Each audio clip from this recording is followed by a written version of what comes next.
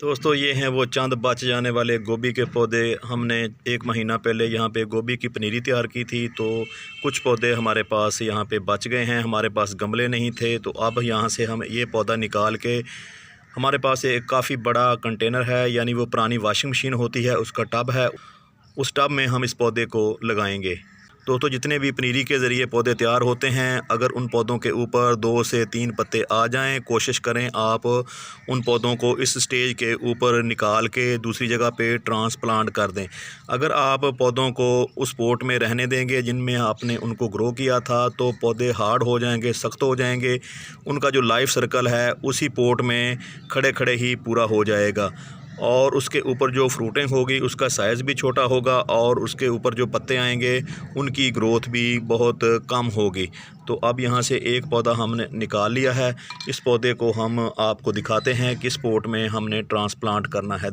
देखें यहाँ पे आप कितना सेहतमंद पौधा है। जब भी आप अपने घर पे किसी भी पौधे की पनीरी तैयार करते हैं, तो आप अपनी पसंद के मुताबिक, अपनी पसंद की जो वैरायटी होती है उसके मुताबिक पौधे ग्रो कर सकते हैं। अगर आप बाज़ार से तैयारशुदा पनीरी लाते हैं तो आपको ये इल्म नहीं होता कि ये कौन सी किस्म की वैरायटी है और इसके ऊपर आगे जाके फ्रूटिंग हो या ना हो। यहाँ पे आप देख रहे हैं इसके अंदर काफ़ी अच्छी रूट डेवलप हो चुकी हैं। उन्हें किसी भी पौधे की पनीरी तैयार करनी हो तो आप रेतली मिट्टी में इसको लगाएं। आप देखेंगे कि इन पौधों का जो रूट सिस्टम है उस रेतली मिट्टी में बहुत ही अच्छा आएगा।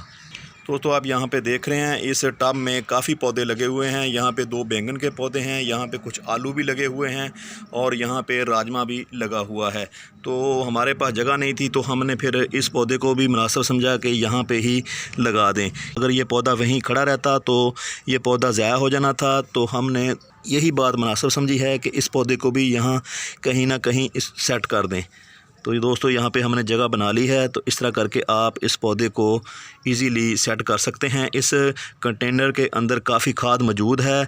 भले इस कंटेनर में बहुत सारे पौधे लगे हुए हैं, लेकिन ये सारे के सारे पौधे अपनी ग्रोथ ले लेंगे। तो यहाँ पे एक आपको बात बताता जाऊँ, क्योंकि ये जो बैंगन है, बैंगन के पौधे बड़े हैं, क्योंकि ये पौधे डोरमेंसी में चले गए हैं। सर्दियों में इन पौधों की ग्रोथ रुक जाती है।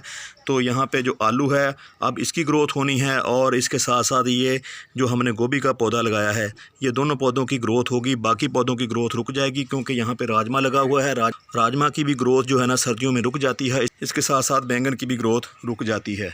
दोस्तों अब हमने इनको पानी देना है। पानी हमने बहुत ही कम देना है, क्योंकि थोड़ी देर पहले मैंने पानी दिया है। बाद में मेरा इरादा बना कि गोभी के पौधे को भी इस पोट में लगा देते हैं। पानी हम इसलिए थोड़ा देंगे कि क्योंकि ये जो पोट है ये साए में पड़ा हुआ है, तो अगर हम ज़्यादा पानी देंगे तो पानी सर्दियों में खुश्क नहीं होता, जिसकी वजह से हमारे पौधों की जड़ें मुतासर हो सकती हैं। पौधों को अच्छा नहीं लगता कि जब उनको सर्दियों में आप ज़्यादा पानी देते हैं। तो पानी आपने बिल्कुल ही यहाँ पर थोड़ा इस्तेमाल करना है।